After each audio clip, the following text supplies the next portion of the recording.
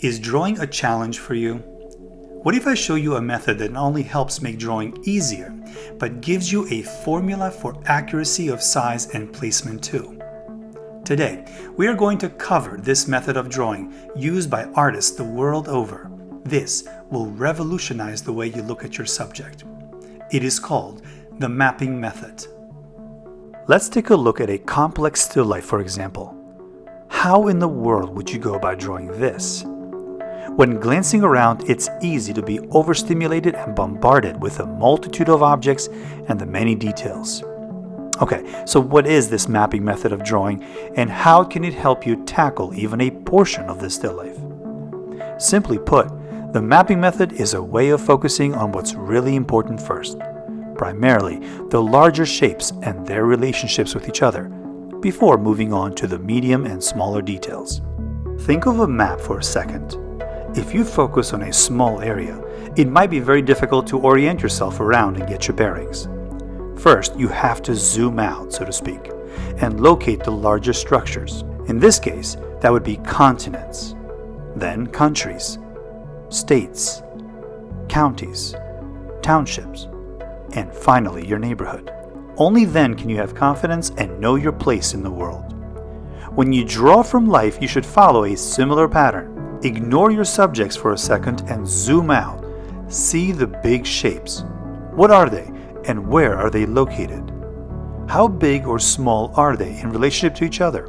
And equally important, where do they cross the four lines of your picture plane? Here is how most people usually start a drawing. They may visually latch onto one object and start drawing that at random. Then, moving around the first object they just drew, they add the rest one after another, muscling through the drawing by sheer determination and pure observational skills. So what is wrong with that? If this drawing still looks like still life, why is it wrong?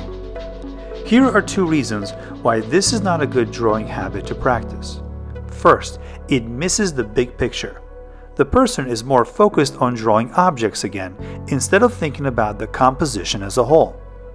A composition is the arrangement of the elements of art, that is, line, shape, color, value, form, texture, and space.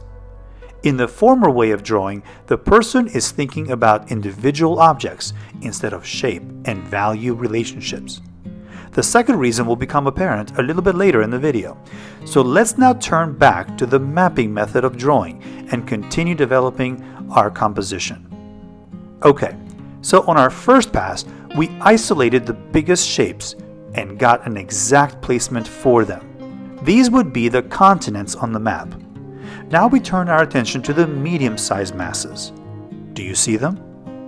Don't worry about what they are in real life. Look at them purely as shapes. How big are they in relationship to each other? And equally important, where do they fit in the larger context? Record these lightly and loosely. Use multiple lines and don't commit by making lines darker. Now that we have our large shapes and medium-sized shapes secured, we are ready to focus on the smaller shapes. As you zoom in closer to identify these, we are confident of their placement in the picture plane because the former shapes that we just drew provide the foundation and the frame for it. Keep these lines light as well and try not to get caught up on finishing a single object with all its details. Details come last. Use them early in your drawing and you'll be in for a world of hurt. If you are enjoying this content but have not subscribed yet, can I ask you to do that right now? It would really mean a lot to me and help this channel reach more viewers. Now back to the video. When using this mapping method, it is always a good idea to work throughout the drawing. In other words, not in one spot indefinitely.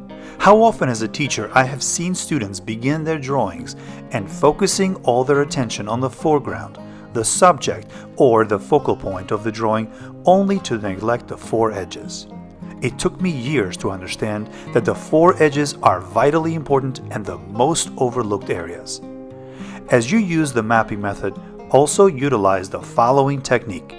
Extend imaginary lines from one object out toward the edges of the picture to see where and how they line up to other objects.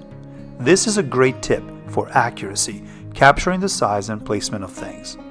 Each object finds its location in proximity to others around it. This is where the first drawing we did begins to reveal its weakness. If we view it in relationship to the photo, we begin to see major discrepancies in size and placement. The main figure, for instance, is too big. Notice something else too.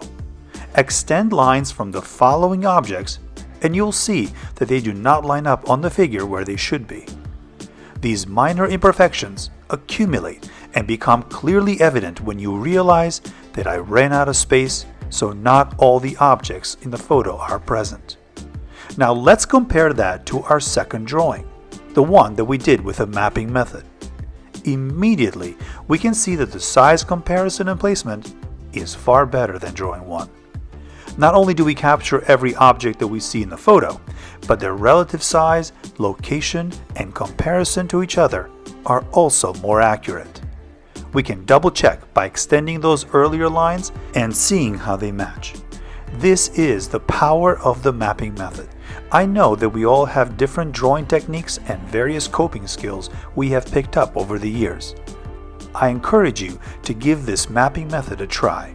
If you do, I promise your drawings and paintings will look more natural and accurate. Thank you so much for tuning in.